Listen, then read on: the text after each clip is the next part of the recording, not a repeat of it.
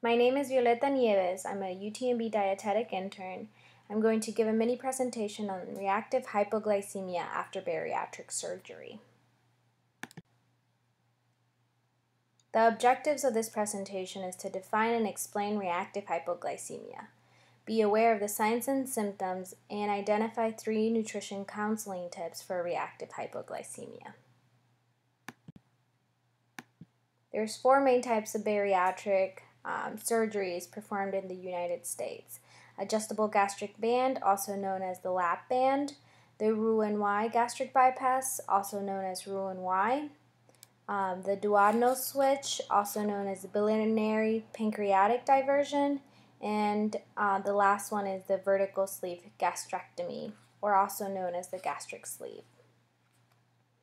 And for the adjustable gastric band, there's an inflatable band that's placed around the upper portion of the stomach, and saline is inserted in the port and controls the amount of food that can go in. The Roux-en-Y, it's a small pouch that's created, and it restricts food. That section of the small intestine is connected to the small pouch, bypassing the stomach and the duodenum. And then the jejunum is attached to the rest of the small intestine, forming a Y shape.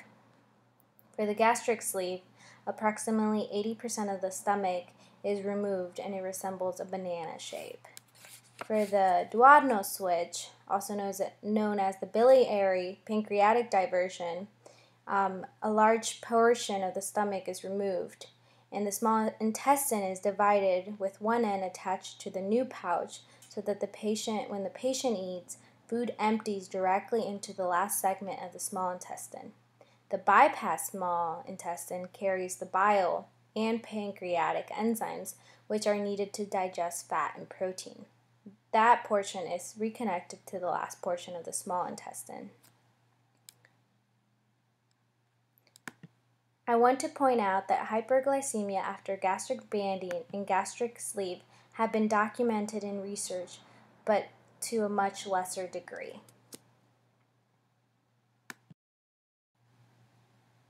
Intestinal operations shortcut the circuit of the intestine to reduce the amount of calories absorbed by the small intestine. As the field has evolved, research has shown that there are more factors than just mechanical. And so for the Roux-en-Y procedure, the food is fast passaged to the proximal jejunum, and the duodenal switch is passed directly into the ileum. And so you could see here that depending on the procedure that the patient gets, food is going to bypass the stomach and the duodenum, and increasing malabsorption of these nutrients and also decreasing the amount of calories that the patient consumes.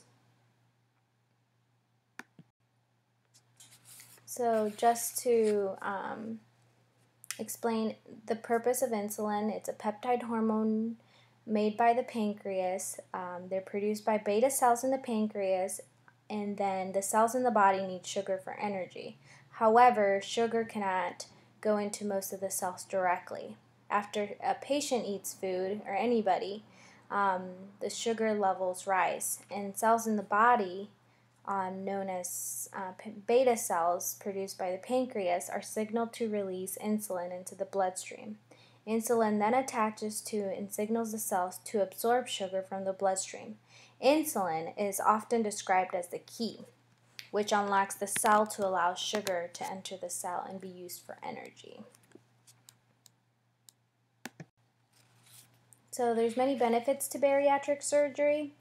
One of those benefits is that it can help resolve comorbidities and improve metabolic improvements such as glucose control. Another research has shown that long-term control mechanism can help the patient be less hungry, therefore maintaining weight loss. And there was a New England Journal of Medicine article in 2007 by Adams et al., and it looked at reactive cohort study from 1984 to 2002. It included close to 10,000 patients undergoing gastric bypass and over 9,000 patients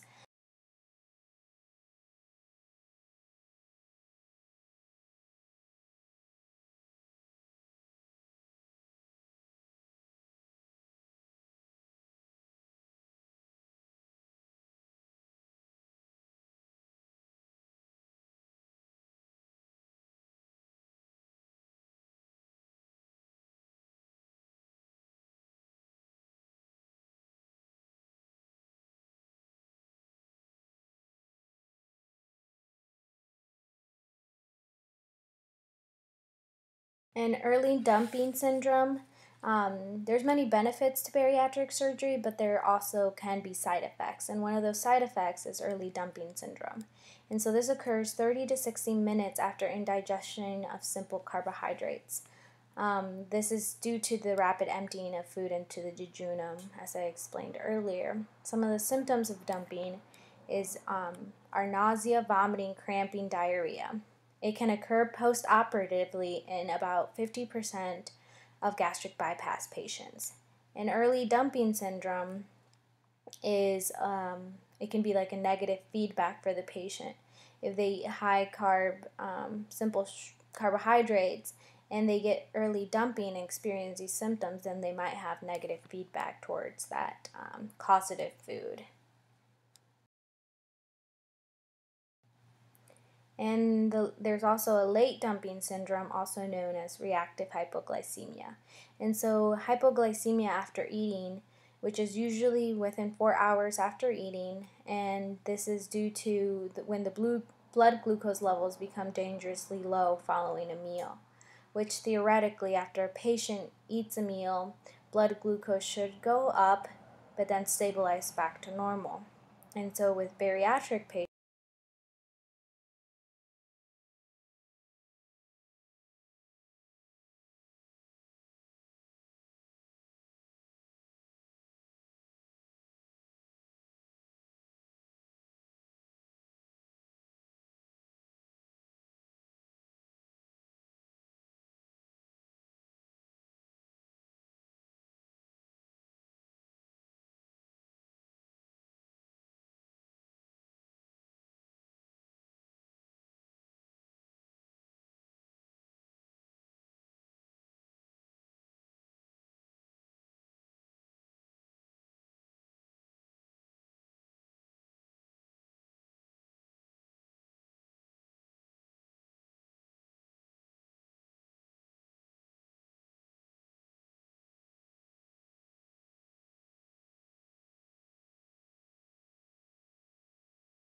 this. Marsk et al. Also claimed that there was no increased risk for hypoglycemia after vertical banding gastroplasty or gastric banding. So this article said that it was only Roux-en-Y patients that have these symptoms of reactive hypoglycemia. So then this next study by Scavini et al., it was also an article published by the New England Journal of Medicine, looked at the asymptomatic hyperinsulinemic hypoglycemia after gastric banding. Since the other article by Marsk et al. Said that they didn't have any hypoglycemic episodes, this article wanted to actually confirm that. And so it was 221 morbid obese patients. They were administered an oral glucose tolerance test of 75 grams of glucose, and they measured, it was measured at 0 and 120 minutes. They measured the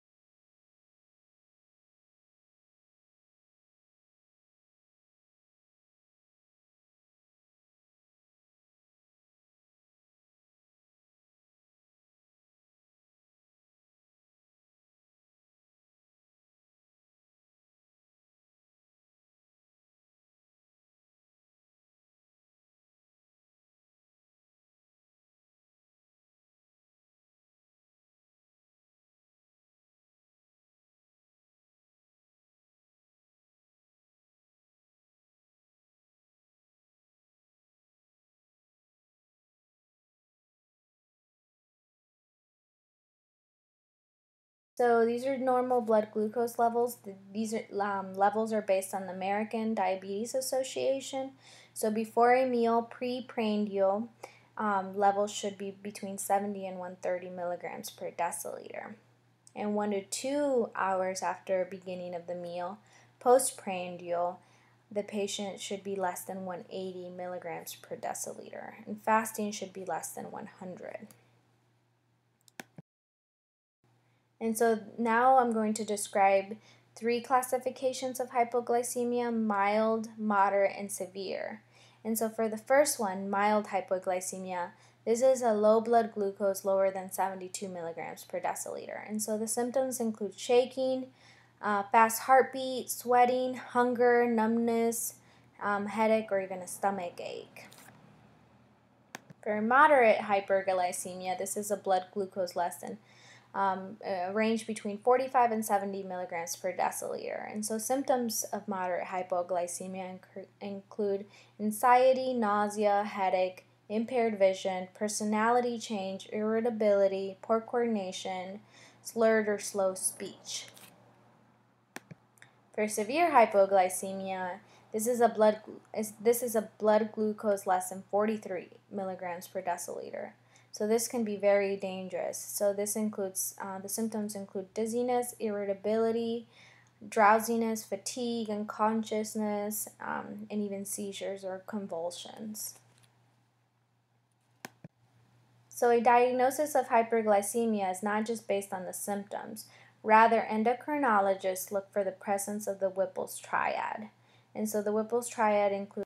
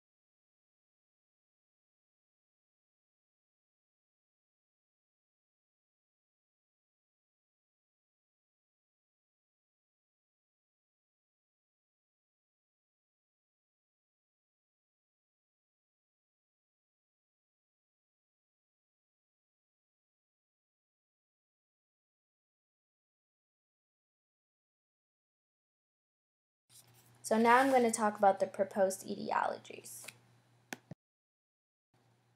So etiology, the prevalence and etiology has not been determined. There are some proposed etiologies, including alterations in beta cell, non-beta cell mechanisms, and then also a combination of mechanisms. For the alterations in beta cells, as I mentioned earlier, Service et al., their results of the pancreatic tissue resection was nocidioblastosis, which is excessive function of pancreatic beta cells, and also found in large isolates, which are several cell types in the pancreas, and also found hypertrophic beta cells.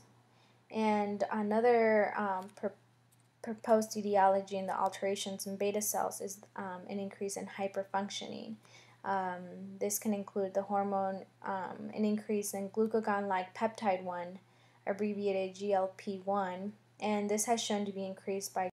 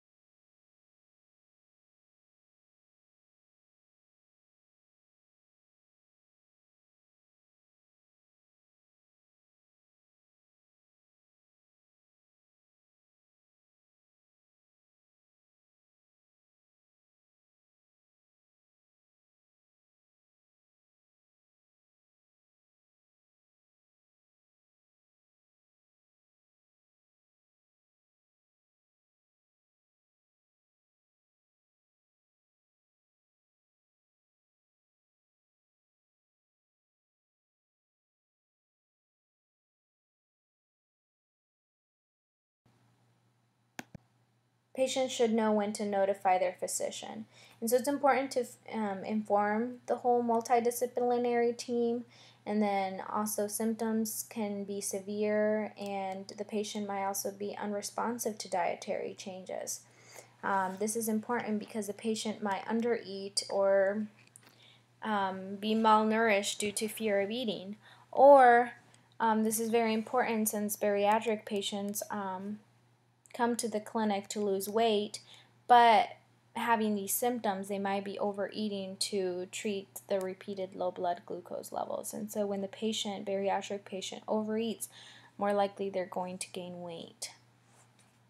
So it's important to address reactive hypoglycemia in bariatric patients.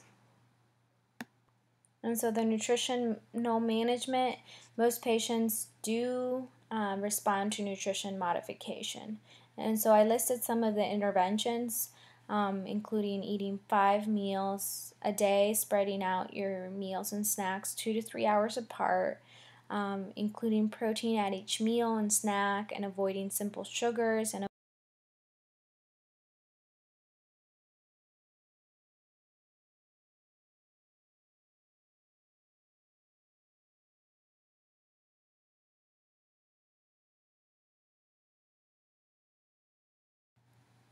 so now I'm going to talk about a study that had a response to a modified high carb meal and a low carb meal.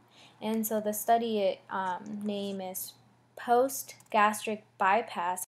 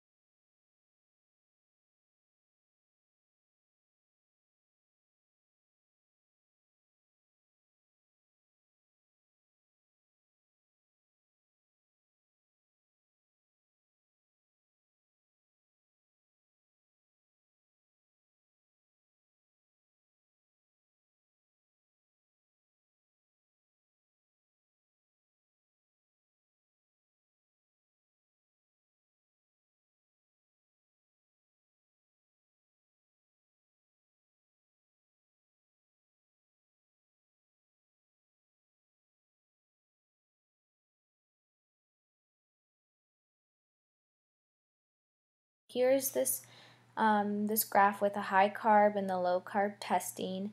And so the red line is the glucose and the purple is insulin levels of the patients. Surprisingly, there was 14 patients, but they only documented the 12 patients that did experience this hyperinsulinemic hypoglycemia. So they didn't list those other 2 patients that didn't go low with the hypoglycemia, which I think in this study they should have, even if they had put it in a different graph, but noticing the small sample size, it probably wasn't feasible for them to show the data that way. And so patients had a hypoglycemia if their glucose levels were less than 70 milligrams per deciliter. And so you could see here when the patient consumed a high carb test meal, they were both isocaloric compared to the low carb meal, but it was higher in carbohydrates, 79% in carbs, 11 from fat, and 10 from protein. And so you can see here how the patient started off with the normal blood glucose levels at 0 minutes, and then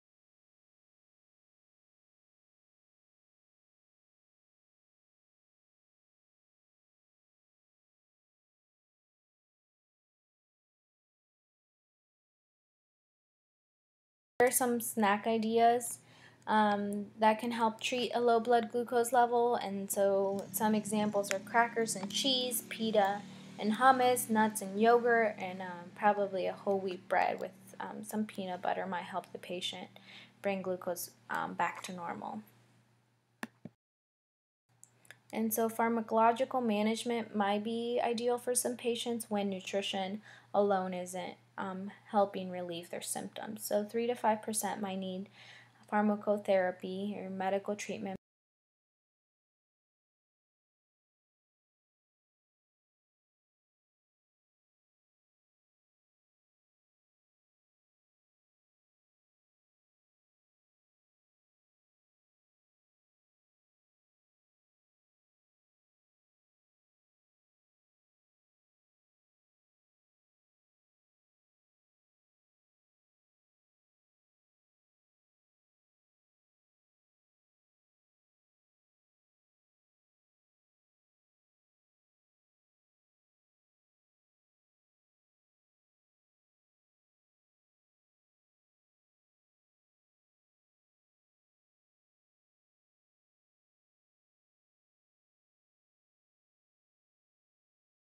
Surgical management, dietary changes, and drug therapy might not work for the patient. So there might be some surgical interventions that might be needed for the patient. And so this includes gastric tube placement for enteral feeds, the reversal of gastric bypass, gastric pouch resection, and then also probably pancreatic resection, as Service et al.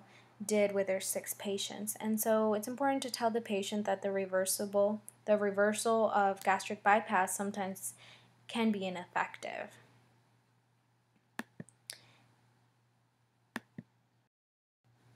And so to conclude with my slide, continuous glucose monitoring can be a useful tool for management and can help have timely corrective measures for hypoglycemia prevention. Often the patient might be unresponsive to treatment. And then also it's hard because estimation of incidence is unknown. So regardless of the mechanism, manifestations are severe. So it's important to address that this can be a potential side effect of bariatric surgery, and an improved understanding of this complication of any bariatric surgery will promote the ability to preoperatively identify patients at risk for this complication. So that concludes with my presentation. These are my references.